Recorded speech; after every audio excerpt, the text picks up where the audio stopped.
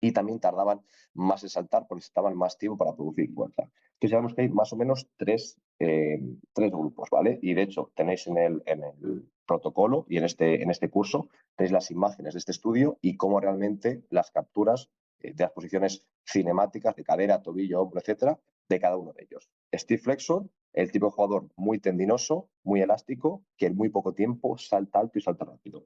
Hyperflexor, dominante de rodilla, que baja mucho y tarda más en producir fuerza. Necesita más tiempo para saltar y suele depender mucho de la fase concéntrica. Y luego hip flexors, los que se echan mucho hacia adelante, se inclinan mucho el tronco porque necesitan flexionar mucho la cadera para después extenderla y poder saltar.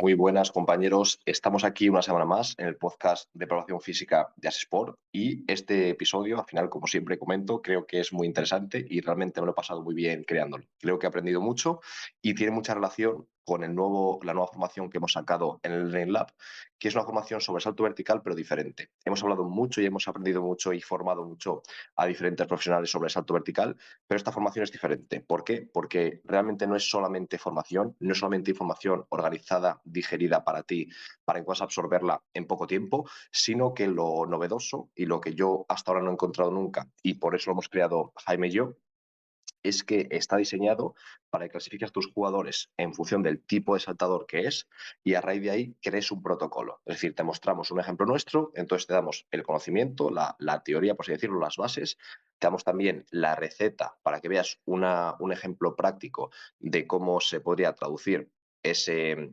trabajo a algo tangible, a algo real, pero luego lo principal de esta formación, lo más interesante, es que te damos los mimbres para que tú puedas clasificar a tus deportistas y a raíz de ahí darles lo que necesitan. Entonces, a lo mejor con clasificarlos en dos grupos o con mucho tres, como veremos en este podcast y sobre todo en esa formación, podrás crear un protocolo mucho más efectivo que si simplemente les das ejercicios que son interesantes, pero sin hacer una buena evaluación y sobre todo una buena clasificación de los deportistas en función del tipo de saltador que son. Entonces, simplemente te animo a que eches un ojo al Learning Lab. Si tienes cualquier duda o si te interesa o quieres saber un poco más, escríbenos por Instagram y simplemente me pongas la palabra, por ejemplo, salto, ya te contestaremos relativo a este protocolo para la mejora del salto vertical que tenemos en el Learning Lab y solamente recordarte que el Learning Lab a día de hoy tiene un precio de 15 euros por mes, que es más o menos pues 50 céntimos al día, un pelín menos, que creemos realmente que es muy asequible para todo el mundo y tenemos 30 cursos a día de hoy, 31 con este,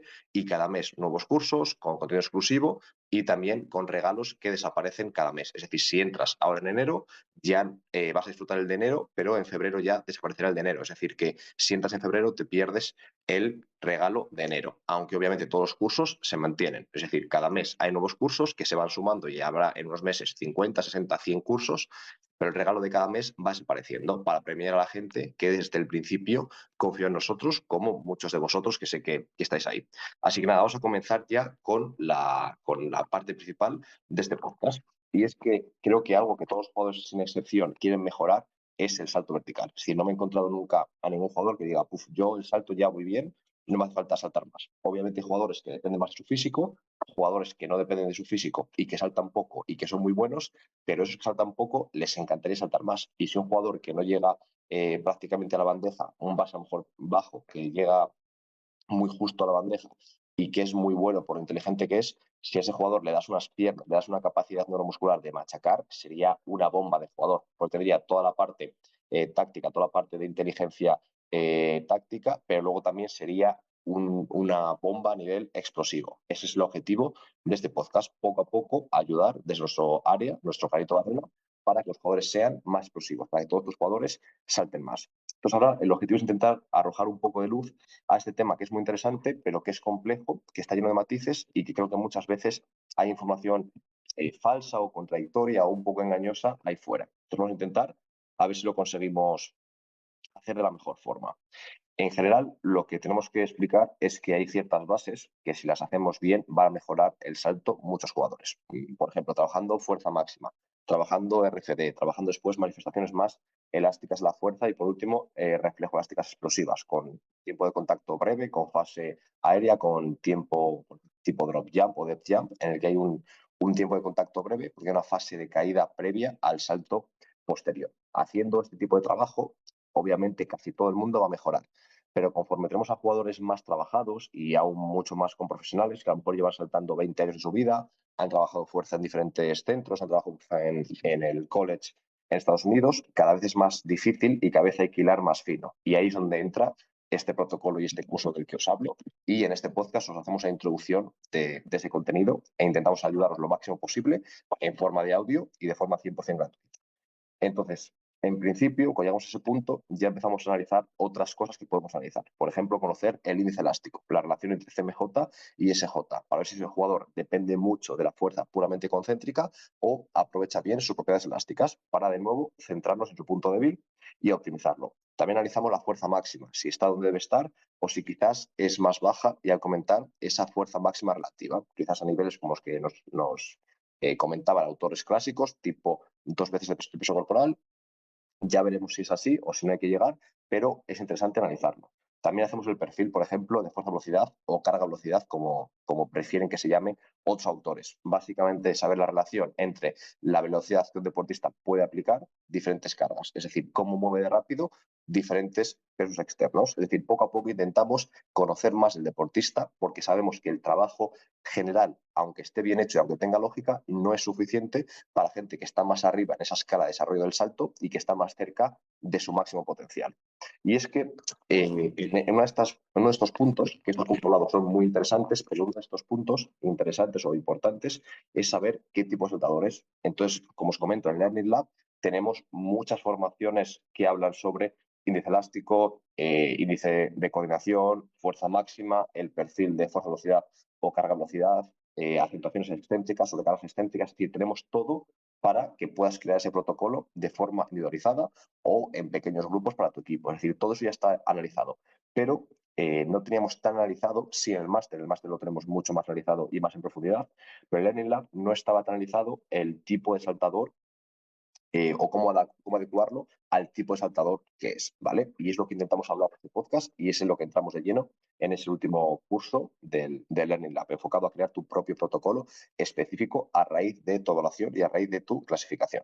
Entonces, hoy vamos a centrarnos en eso. Básicamente vamos a servirnos de un artículo que tenéis en la descripción, ¿vale? Un artículo del centro P3 Performance o P3 Peak Performance, algo así, que os recomiendo que sigáis en Instagram porque yo creo que son realmente referentes. Creo que están en Santa Bárbara y es un centro de científicos del deporte, de preparadores físicos que realmente investigan, pero es que además trabajan con gente top, con gente NBA, porque son tan buenos que los jugadores van a ellos. Es decir, no es que sean influencers o no es que sean simplemente prepas cantidad de jugadores, sino que son además científicos del deporte que publican estudios como este que os estoy comentando y que os hemos enlazado.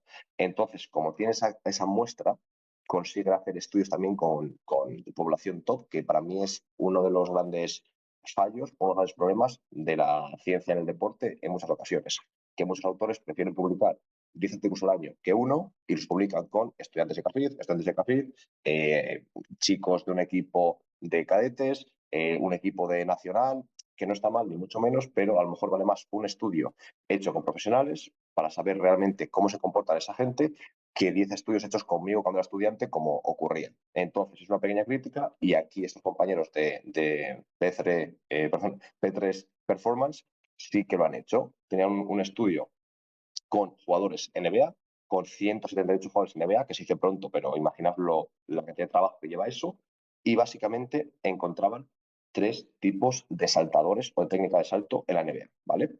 A grandes rasgos tenían los stiff flexors, que los llamaban, es decir, que tenían muy poco recorrido para saltar, súper elásticos. Me recuerdan mucho, yo me he encontrado bastantes jugadores africanos súper delgaditos que da la sensación de que tienen muchísimo tendón y poco músculo y que saltan súper rápido. Prácticamente no se flexionan, son todo stiffness, son todo aprovechar ese trampolín, esa especie de tendones como canguros y llegan muy arriba y saltan no solamente alto, sino súper rápido. Después tenían los hyperflexos, que decían ellos, que eran dominantes de rodilla, es decir, se flexionaban mucho, bajaban mucho, aprovechaban mucho la fuerza concéntrica y por lo tanto tardaban más en saltar. Esto no quiere decir que saltase menos. Luego hablaremos de ese tema. Después los hip flexors, es decir, que se centraban más en la cadera, eran dominantes de cadera y no de rodilla, y también tardaban más en saltar porque estaban más tiempo para producir fuerza. Entonces sabemos que hay más o menos tres grupos, ¿vale? Y de hecho tenéis en el protocolo y en este curso tenéis las imágenes de este estudio y cómo realmente las capturas de las posiciones cinemáticas de cadera, tobillo, hombro, etcétera, de cada uno de ellos. Steve Flexor, el tipo de jugador muy tendinoso, muy elástico, que en muy poco tiempo salta alto y salta rápido. Hyperflexor, dominante de rodilla, que baja mucho y tarda más en producir fuerza. Necesita más tiempo para saltar y suele depender mucho de la fase concéntrica. Y luego hip flexors, los que se echan mucho hacia adelante, se inclinan mucho el tronco porque necesitan flexionar mucho la cadera para después extenderla y poder saltar. Ese es un poco el dibujo de este estudio y de lo que encontramos, ¿vale?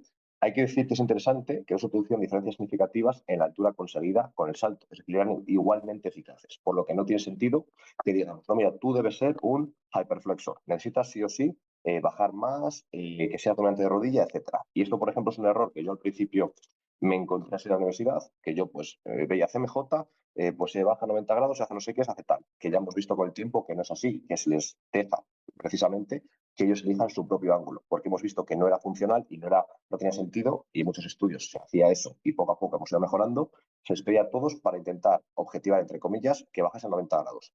¿Qué pasa? Que el jugador que ya de por sí quiere bajar a 90 grados salta mucho mejor si le pides 90 grados que el jugador que quiere bajar más o menos. Por lo tanto, no tiene sentido a priori obligar a un jugador a adoptar una técnica de salto. Primero, porque seguramente le parezca poco natural, le parezca antinatural, y además es que no sabemos o no tenemos evidencia de que ninguna sea mejor que la otra. De hecho, tenemos evidencia de lo contrario, de que son más o menos igualmente eficaces, ¿vale?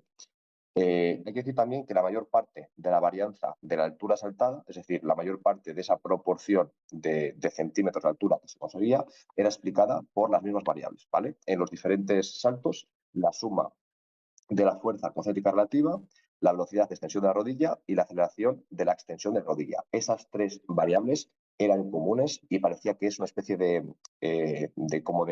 atractor, que se suele llamar en la metodología, por ejemplo, sistemas complejos como Flashbox, y decir que esos tres explicaban mucha varianza de los tres saltos, por lo que parece que es algo que sí o sí es importante. Y luego cada técnica de salto tenía sus propias variables secundarias, que bueno, eran complejas, había que entrar mucho en detalle, no lo voy a hacer por aquí por audio, pero decir que lo más importante son esas tres variables, la suma de la fuerza concéntrica relativa al peso corporal, la velocidad, la extensión de la rodilla y la aceleración de la extensión de la rodilla. Lo que ya parece que tiene sentido que el RCD concéntrico va a ser súper importante y la fuerza de extensores de rodilla de cada anterior va a ser muy importante para sentar.